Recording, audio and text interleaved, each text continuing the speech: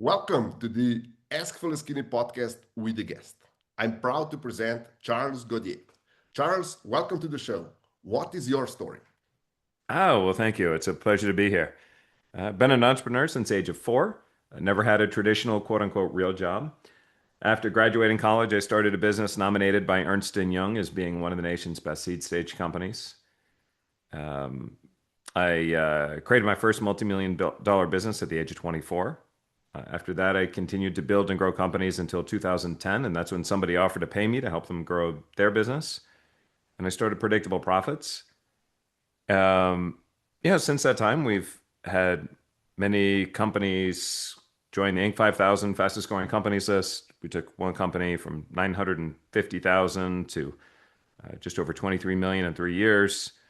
Um, we helped another one go from 250,000 in 1 year to 250,000 every 3 weeks, and multiple different stories. And all of that really comes down to what we've created, which is the predictable profits operating system, a system for helping companies in the six, seven, eight figure range to create predictable profits month after month.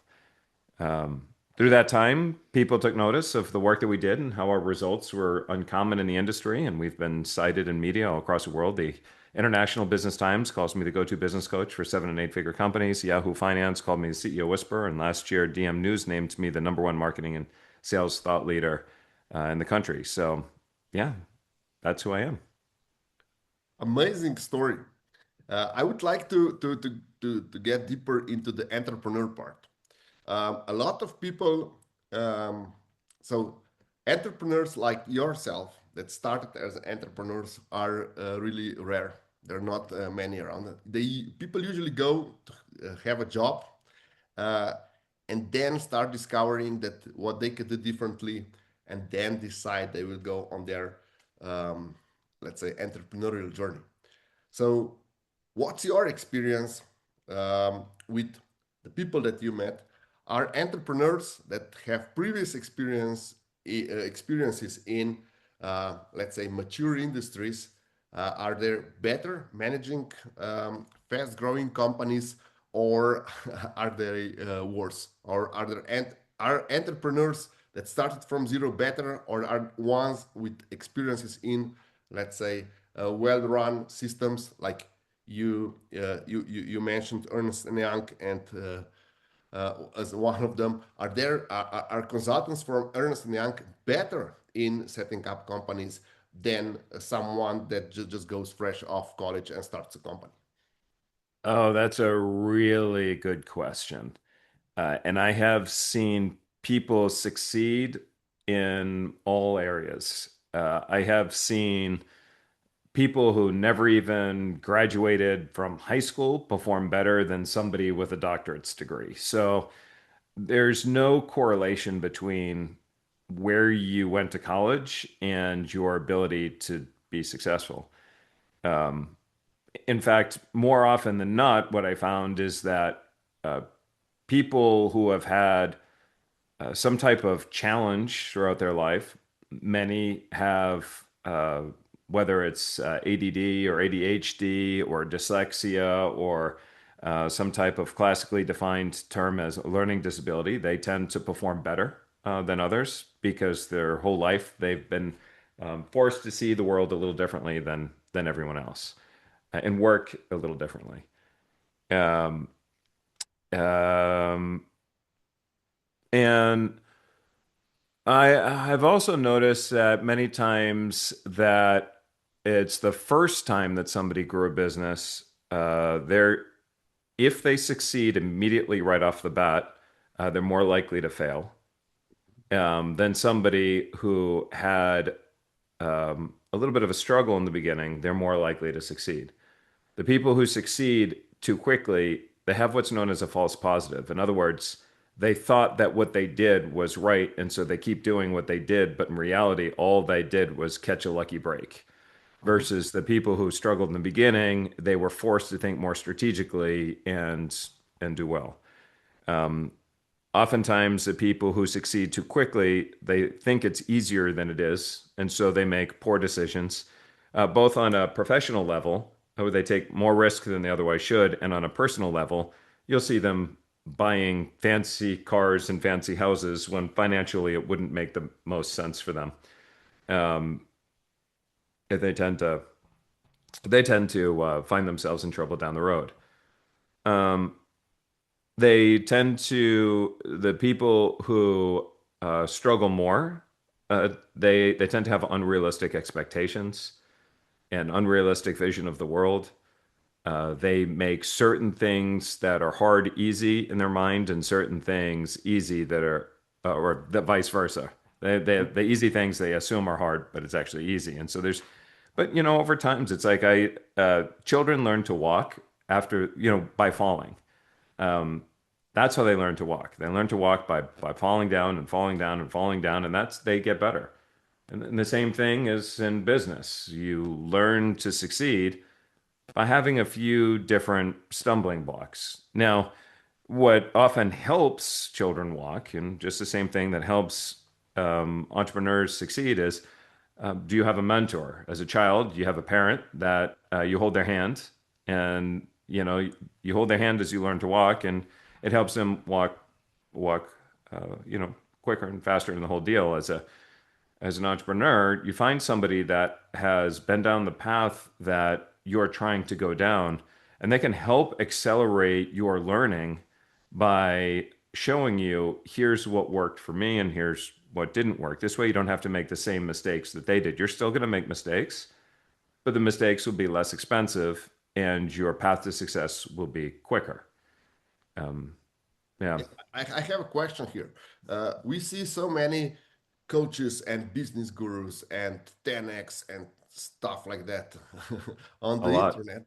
But um, my experience is that you often learn much more from a local entrepreneur that has 2 hours, 3 hours, or even 4 hours to talk with you let's say in one go, so that you can discuss what you think, and that lives in a, let's say, similar environment, and they have much better understanding of themselves and what will work for you.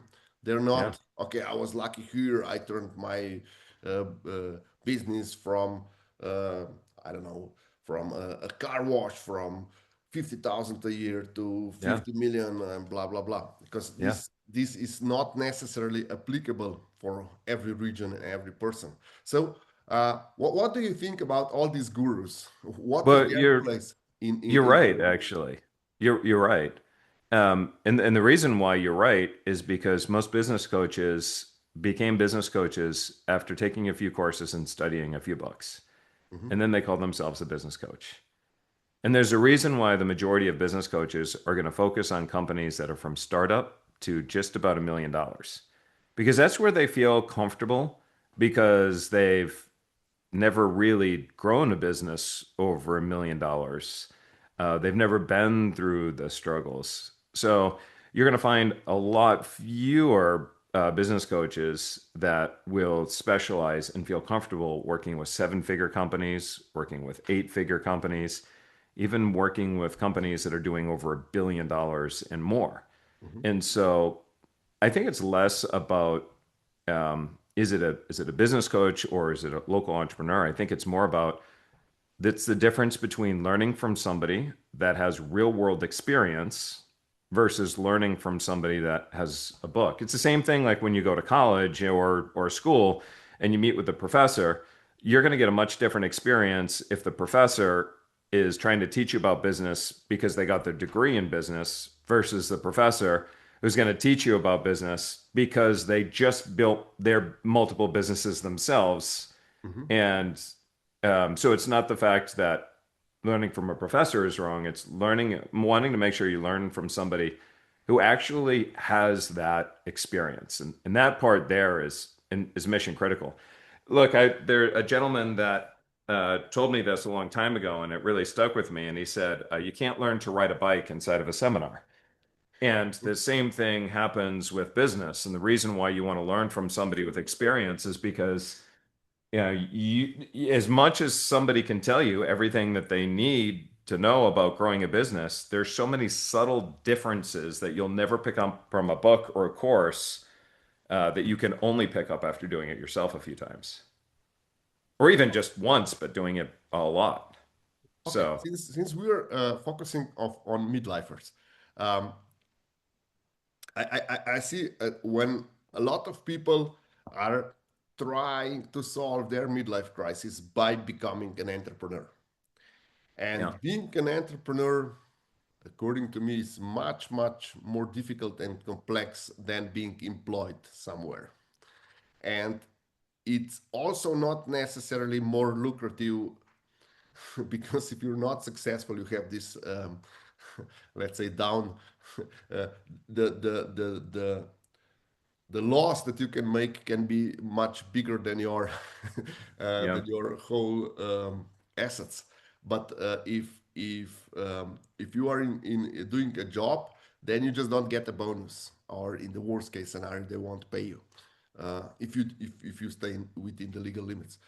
So how should how should midlifers find their mentor? I Because think it's actually more risky once you hit the midpoint in life. It's more risky to have a job okay. than it is to be an entrepreneur. And I've seen this over and over and over again, where and it's usually the people around like when they start getting about 55 years old, Mhm. and now they're making more money than they've ever made, and an employer looks at them and they go, "Okay, hold on a minute. You're 55 years old and I'm paying you this amount of money. If I hire somebody that's fresh out of college, I could probably hire two, maybe three people from what I'm paying you. So, uh, where should my investment really ultimately end up going?" And many people, as they begin to approach the older ages, it becomes much more difficult for them to find that level of employment. And then, God forbid, they're 60, 65 years old, they don't have a big enough retirement, and then they lose their job. It becomes increasingly more difficult for them to find employment. And you look around today, there's layoffs in America, especially in the tens of thousands of units, and people are struggling to find jobs. Now, being an entrepreneur, you're going to have your ups and you're going to have your downs, but you create your own economy. And so, in the first few years, it will be extremely difficult. But then after those few years, it progressively becomes easier. So it's important also to understand that businesses don't win or lose, survive or die because of a, a good idea or the lack of a good idea. It actually comes down to businesses survive or die due to the level of momentum they have. And when I say about momentum, um, I believe it's Parkinson's law that says an object in motion stays in motion, an object at rest stays at rest. When you have no momentum, to bring that momentum, to get it moving, to start generating traffic, leads, sales, and whatnot, it takes more effort, more time, more energy to get it moving. Mhm. And then as it gets moving, it incrementally becomes easier. That's why a startup is very fragile. One bad review could end the startup and it could be done. Versus you have a big company like Apple, for example, that's got a ton of momentum. There could be a ton of bad press. They could have a bad product release, but it doesn't matter. There's so much momentum. It'll continue to go, it'll continue to thrive, and it'll continue to do well. It'd be very difficult to take that company down. So you want to look for the areas of momentum. You want to look to generate that momentum. Partnerships are a great way to create momentum real quick and and get some wins under your belt. And so that's what I would do there. I want to mention one thing, Peter, and I heard this just the other day, and it became my new goal in life.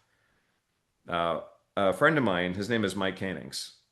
He was on a podcast and he was interviewing Dan Sullivan, and Dan Sullivan just turned 80. And Mike said to Dan Sullivan, he said, so what's your goal now? What's your goal in life? What do you want to see the next 10 years? And Dan said, when I'm 90, I want to be more ambitious than I am right now. Mhm. And I said, you know what? That is my new goal. That is my new goal. That is my new, that's what I want to be more ambitious when I'm 90 than even where I'm at right now. My son said to me, he's 19. This was a few years ago, so he's a little younger than that. He says to me, Dad, have you thought about retirement? And I said, if you're my age and you're already talking about retirement, you failed. Mhm. And he said, what does that mean? And I go, kid, here's what I've learned through life. You want to do something that you enjoy so much that work feels like play, and you just never want to retire from it. Where people get confused, particularly not entrepreneurs and getting started, is they think they actually have to love the industry that they're in. Mhm.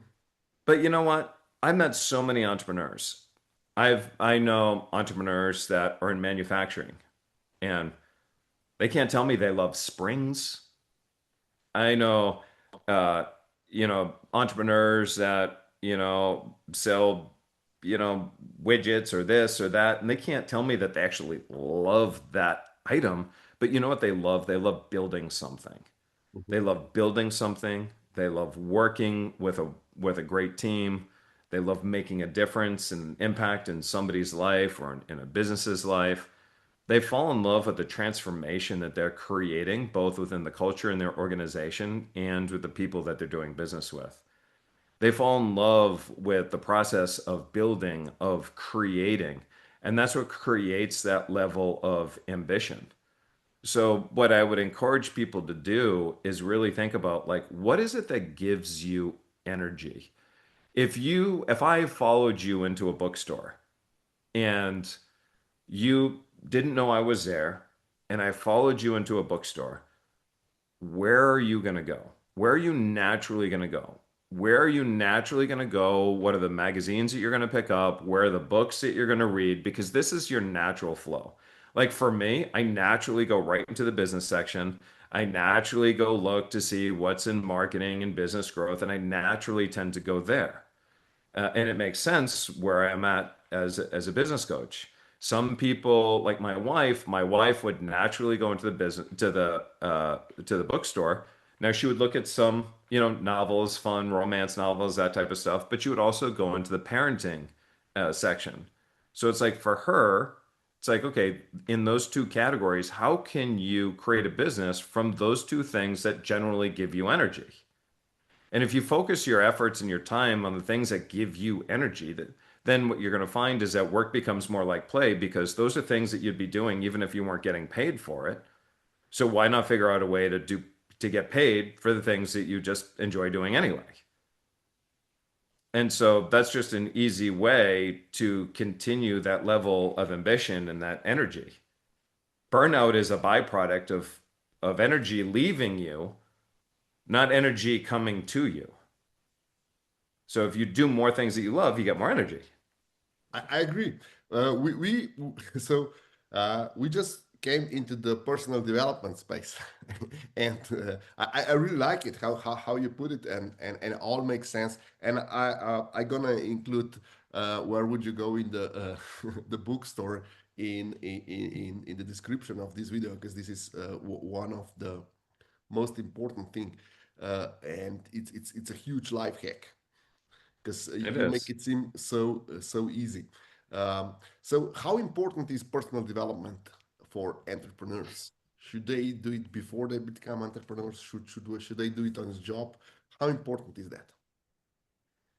Just last week, I was with a gentleman named Joey Klein.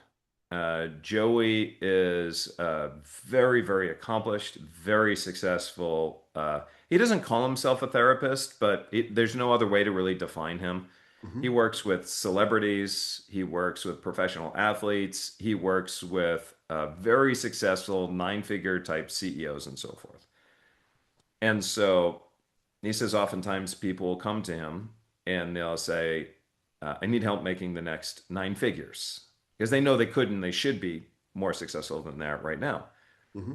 And uh, and I said to him, well, how can you help me? And he said, the easiest way for me to help you is in the moment.